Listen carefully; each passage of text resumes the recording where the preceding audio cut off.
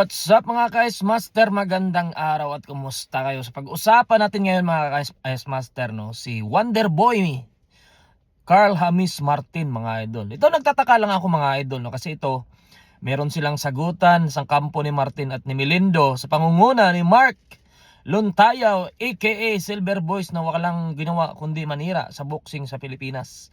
So yun mga idol, no, nagtataka lang ako bakit pa nila hinahamon si Melindo. Semi-retired na yan. Hindi na nga, kailan pa huling laban ni Melindo? Napakatagal na yata. So pinipilit nilang lumaban si Melindo kay Martin. 2 beses na daw ito tumanggi. Ako yung nagtataka mga idol, si Martin mataas ang ranking masyado sa mga organisasyon sa 122 pounds. Baka number 2 ng WBO siya. Sa WBO. Sabi sa naka-top 10 siya sa lahat ng organisasyon. Bakit nyo pa hinahamon si Melindo? Talagang nagtataka ako mga idol, no. Sabihin na nating former world champion si Melindo, retired na yan eh. Galing pa yan sa maliit na division. Saan ba siya nag-champion mga idol? Sa light flyweight nag-champion yan, 108 pounds. So bakit nyo pa hamunin si Melindo at alam nyo naman mananalo lang kayo? So inaasar nyo si Melindo lahat. Bakit hindi nyo lang hanapan si Carl James Martin ng magandang kalaban?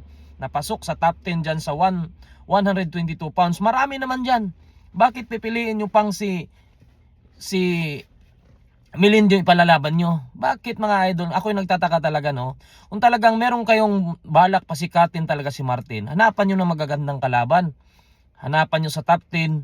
Doon nyo ipapalaban yan. Kasi rising star na yan. Yung paangat na yan eh. Bakit pababa yung laban? Kumbaga, bakit bibigyan nyo ng retired na kalaban na? So anong mapapala ni Martin doon? Kumbaga, 'di ba? Kung manalo si Martin, anong impact sa karir niya? Anong impact sa resume niya? Itinalo niya yung dating world champion sa 108 na nag-retire na, nagtitrainer na lang ngayon. 'Di ba?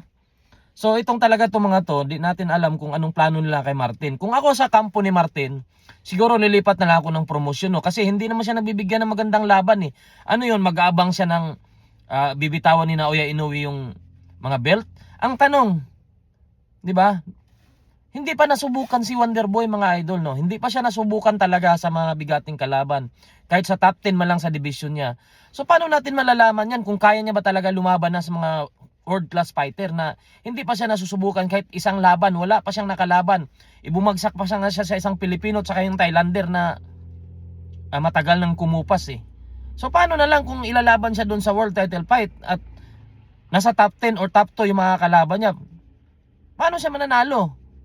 Kaya kung ako sa kanila, no, ang kampo ni Martin, no, hilingin na nila sa MP promotion na bigyan na siya ng eliminator or top 3, top 4, top 5 doon sa division niya para magkaalaman talaga kung pwede na ba siya isabak sa world title fight. Hindi yung hahamunin nyo pa si Melindo. I-retired na nga yan. Nung lumaban si Cuadro Alas kay Akaho.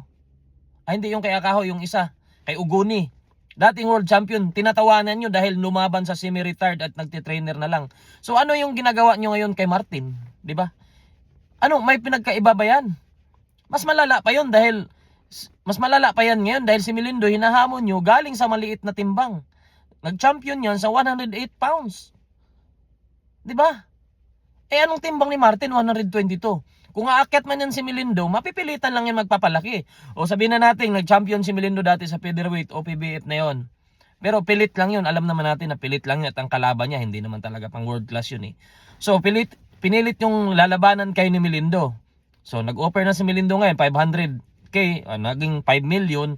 Kasi nga, bakit naman kasi lalaban si Melindo kay Martin? Siyempre may pride din yan eh.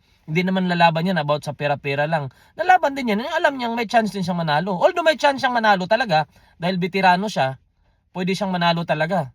By decision. Pwede niyang lamangan talaga si Martin dyan. Pero, mismatch na yan para sa akin dahil malaking timbang si Martin, bata, active. Tapos itapat nyo kay Melindo. O ako sa inyo mga idol, no, hanapan nyo si Martin ng kalaban na nasa top 10. Yun lang mga idol, maraming salamat.